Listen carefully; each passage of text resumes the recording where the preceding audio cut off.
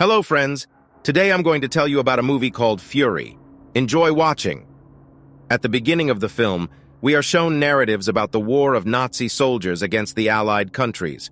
A Nazi soldier rides a white horse and inspects the area. Suddenly, Sergeant John Collier attacks him and kills him. After freeing the horse, Collier returns to his tank, known as Fury. Inside the tank are his soldiers, Boyd Swan, Trini Garcia, and Grady Travis.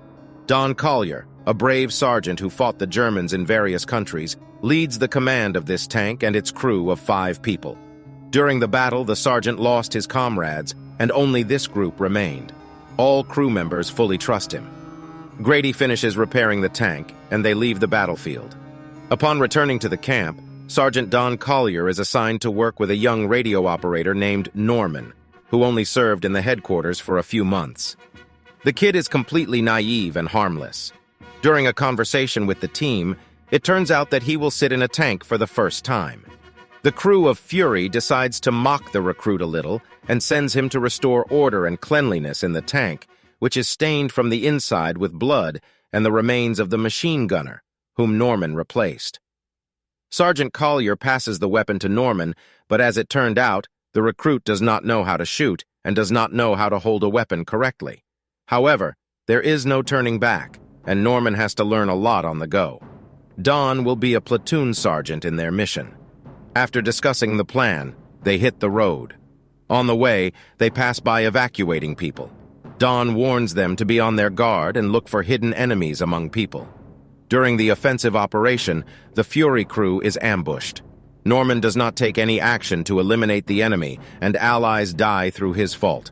For this act, the novice receives a serious reprimand from the sergeant. The commander is killed in the attack, and Sergeant Collier takes command of a column of tanks. They reach their destination and are met by a soldier. The soldier takes Don to Captain Wagoner. He gets upset when he finds out that they didn't send enough reinforcements that he asked for, but he trusts Don, so he's still confident in him. They discuss the task of rescuing the captain's soldiers trapped in enemy territory. Their goal is to get to Berlin. The platoon gets to the pinned soldiers and begins to rescue them. Tanks in front, soldiers behind. The Germans notice them and open fire on the tanks. The enemies have strong machine guns and anti-tank guns. Norman is not ready to shoot. He is overcome by panic and fear. The soldier is about to shoot at them, but he can't answer because he's reloading his gun in a panic. Fortunately, Swan saves him. Trini scolds Norman and then orders him to shoot at the enemy lying on the ground. Norman does not want to do this, believing that they are already dead, but Trini insists on a double shot. Norman breaks down and doesn't want to fight anymore. After the end of the war, Don tells Norman about his mistakes, and Trini tries to console him, saying that this is all part of the war. It turns out that Norman is not trained in combat. He was sent to Germany without any training. A surviving Nazi soldier in an American jacket is brought to the camp and mocked. Don stops them and orders Norman to kill the Nazi. When he refuses, Don snatches the revolver from Norman's hands and forces him to pull the trigger. The Nazi dies from a revolver bullet, injuring Norman. Swan picks him up and they return to the group. All 3 tell Norman that although Don is often cruel, he is the main reason for the strength of their group. On the way to a nearby town, they see corpses hanging up. These are the Germans who refuse to participate in the war. They arrive in the city and search the hidden German soldiers. The Germans were sitting in the house opposite, and a shootout begins. In the end, Don and his platoon successfully capture the city. The mayor of the city surrenders to negotiations, and a lot of children and women who were forced to participate in the war were saved. Soldiers celebrate their victory. Trini and Grady are having fun with German girls. Don approaches Norman and praises him for killing enemies. Norman, in turn, responds with sarcasm. As they stand on the street, Don notices a woman looking out of the window. He and Norman immediately check the woman's apartment. There they find Irma and her younger cousin Emma.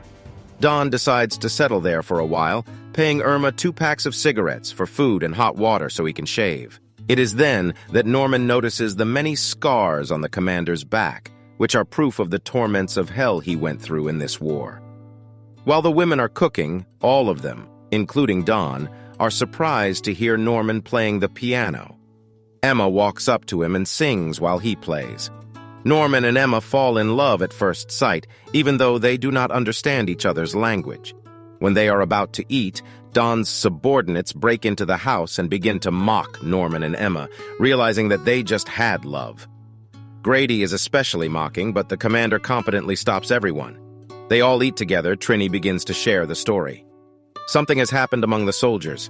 They are growing tense. Don warns them not to spoil his lunch, but Trini continues the story of how they finished off the wounded horses. Don then tells him to shut up, but Swan and Trini support Grady. Don sarcastically thanks them for the conversation and then knocks on the table. Trini apologizes, and at that moment a soldier comes and calls them. The commander and his combat team are sent on a new mission to capture and guard an important intersection as their troops march on Berlin. This task is very dangerous because they don't know what they will have to face. At this moment, the town is shelled, and a shell hits the house where Emma lives. The girl dies. Norman rushes to her, ready to free her body from the wreckage, but then Grady comes and pushes him back to the tank. The recruit has no choice but to return to the team. The platoon sets off, Norman still depressed by Emma's death. During the task, they are hit by an enemy shell, and the tanks under the command of Don go to ram. An enemy tank shoots at a tank from the colony, and the team loses comrades. Unfortunately, the enemy manages to destroy Sergeant Davis, Sergeant Binkowski, and their men. Norman gets tougher and furiously shoots the fascists.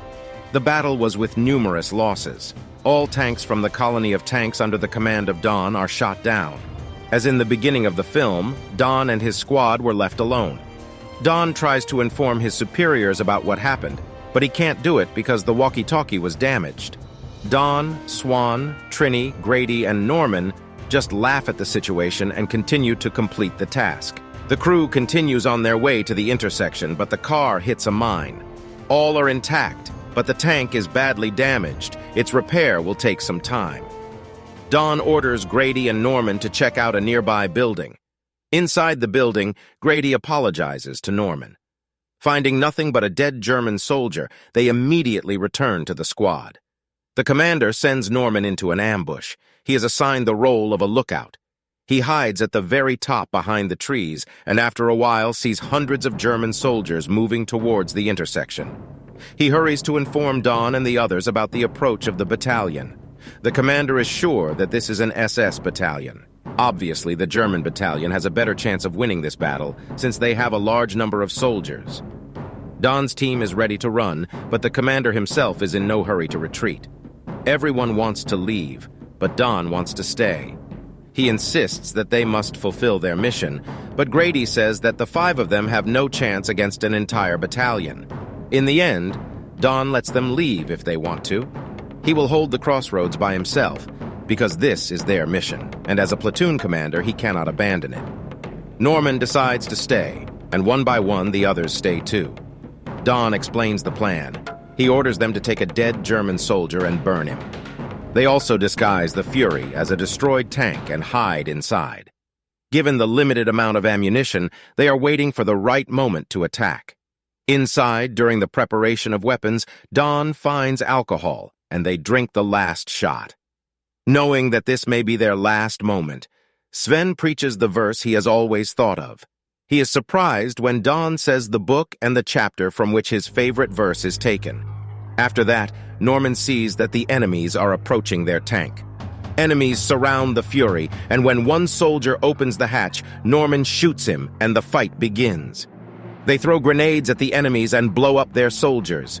In this unequal battle, Norman shows fearlessness and boldly kills the fascists one by one. The German soldiers begin to shoot back, but under the command of Don, the 5 are the winners, killing many enemy soldiers. But at the most inopportune moment, the cartridges run out. The only way to continue the fight is to take personal weapons and ammunition, but for this, the soldiers will have to get out of the tank, which is a big risk for them. Don plans to go out to get ammo, and orders Trini and Norman to cover for him. As soon as he finishes, he orders them to go back inside. He is also going to return, but the enemies manage to get on the tank. He fights them off, but gets shot at the same time. Fortunately, the wound is not fatal. Swan is patching up his wound. At this time, German soldiers take out their grenade launchers. There's a short silence. Both squads are careful with each other, especially Don's squad, because they have a limited amount of ammunition left. The enemies start shooting at them with grenade launchers, and the team begins a counterattack. Unfortunately, one enemy manages to break through the tank and kill Grady. The four of them continue to fight, but there are too many German soldiers. They shoot and throw grenades at them at the same time. After a while, they run out of ammo. All they had left were handguns and a .50 caliber machine gun. Nazi soldiers know they are running out of ammo and plan to finish them off. Don positions himself with a machine gun and the others with their weapons. Swan gets out to take ammo from one dead enemy. Meanwhile, Trini is about to throw a grenade, but he is shot at. The grenade falls inside the tank, and he uses his own body to contain the explosion, protecting Don and Norman. Now there are only 3 of them against the German soldiers. Outside, the Nazi, from whom Swan is trying to take away the weapon, is still alive and holding him. He is about to be attacked by another enemy, then Norman appears and saves him. Together, they return to the tank. The enemies throw smoke grenades. At this time, a stealthy sniper in camouflage is slowly crawling and approaching the Fury. Collier fights off the enemies and asks Swan to give him a grenade. But as soon as Swan leans out of the hatch, a sniper shoots him in the head. He shoots again, and this successfully hits the Don. Trying to finish off, the sniper pulls the trigger again, but Don manages to get into the tank. Inside, Don and Norman are having a sincere conversation. Norman becomes scared and is ready to surrender to the Germans, but the dying commander convinces him not to do this and shows him the way to escape from the tank through the hatch from below. So Norman manages to hide from the Germans, who have already stormed the Fury, but not for long. One of the German soldiers discovers him. However, to the surprise of Norman himself, he keeps him alive. After making sure that all the opponents are defeated, the Germans leave. Norman remains the only survivor of the crew of the tank Fury. Soon the Allies find a recruit, and helping, they send him to the camp, calling him a hero. At the end of the film, we are shown a damaged Fury tank, around which the corpses of German soldiers are lying around, and Norman Ellison remains the only survivor. Thank you for watching. Like and subscribe to the channel so as not to miss new videos.